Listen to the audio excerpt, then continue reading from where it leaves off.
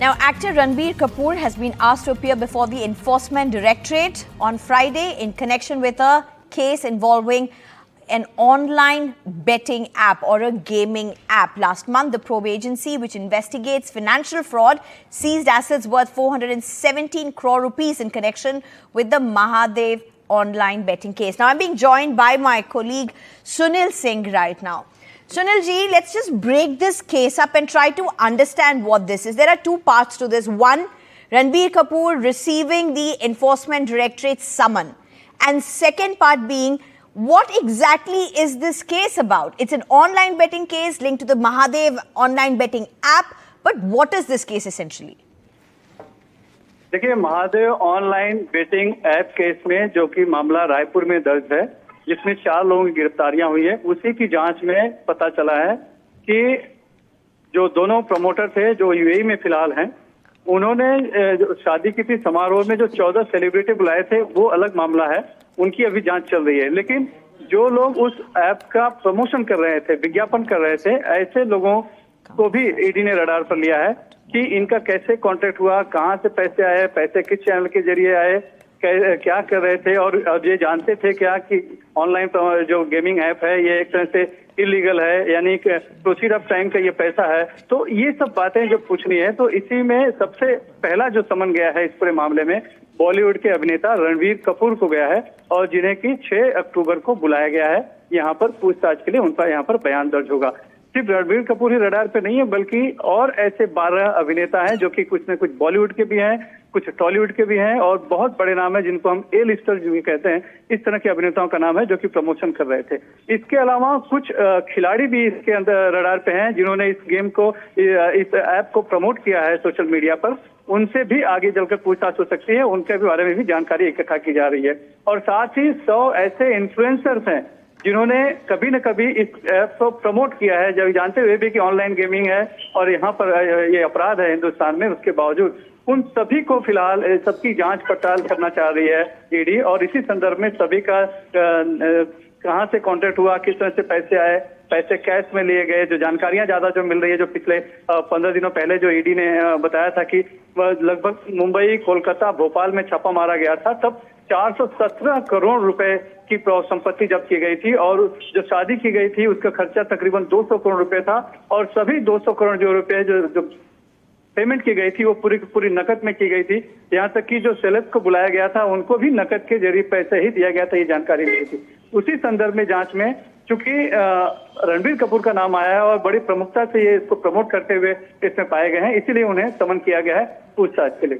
जी सुनील सिंह जी, एक तो रणबीर कपूर का, there's this whole angle of Ranbir Kapoor promoting this app, but can you also explain to us what really is this gaming app? Is this Mahadev gaming app or the online betting app? Is this seen as an umbrella app that hosts several sites that are into illegal betting? Is that really the problem?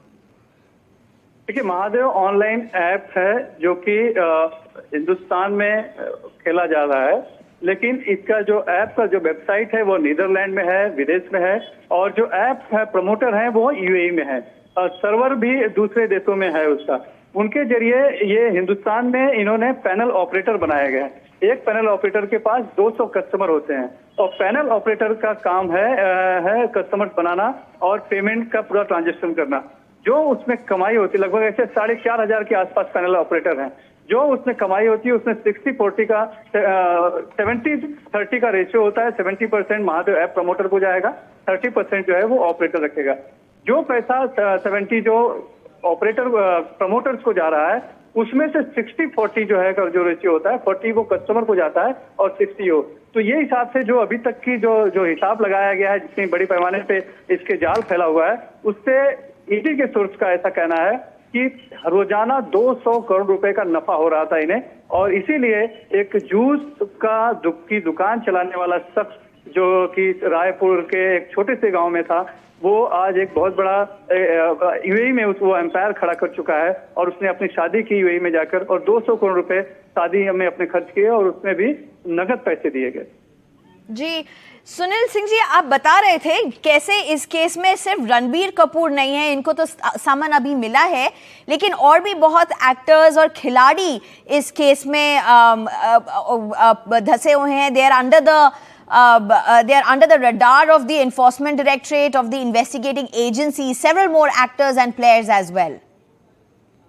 जी बिल्कुल, अभी सिर्फ जो समन जारी हुआ है, हमने उनका नाम बताया है, आपको जाहिर किया है, वो है रणबीर कपूर जो अभिनेता हैं. इसके अलावा ईडी का जो सोर्स है वो बता रहे हैं कि 12 और ऐसे सेलेब्स हैं वो जो बॉलीवुड के भी हैं और उसमें टॉलीवुड के भी हैं, और ये सभी बड़े चेहरे हैं, कोई छोटे मोटे ऐसे चेहरे नहीं है. ये रडार पे हैं और इन्हें भी आगे जाकर समन किया जाएगा.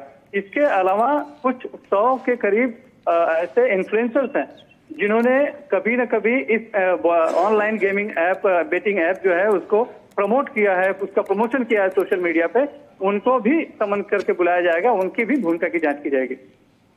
जी, सुनील सिंह जी, बहुत बहुत शुक्रिया. सुनील सिंह जी, लेकिन एक और one more question if I can ask you, what is usually the protocol now that the summon has been issued to Ranbir Kapoor for this Friday, that is just about 2 days from now, what are the chances that he would be physically present for this particular summon? देखिए, normally इस तरह के समन में खुद भी आना होता है और साथ में वो अपना साथ एक प्रतिनिधि ला सकते हैं, वकील ला सकते हैं. लेकिन अमूमन हमने देखा है कि जो पहली तारीख जो होती है समन में, जो बड़े लोग होते हैं वो पहली तारीख में अमूमन नहीं आते हैं, अपना रिप्रेजेंटेटिव यानी कि वकील वगैरह भेज देते हैं. तो अभी ये जो समन इशू हुआ है वो रणबीर कपूर को, उनकी तरफ से कुछ जानकारी ईडी में नहीं आई है कि वो खुद आ रहे हैं या फिर अपना रिप्रेजेंटेटिव वकील भेजेंगे. वो 6 तारीख को ही हमें पता चल पाएगा कि क्या खुद रणबीर कपूर आएंगे या फिर वो किसी अपने वकील को भेजेंगे पहले मीटिंग में. जी, thank you very much Sunil Singh for joining us with these details.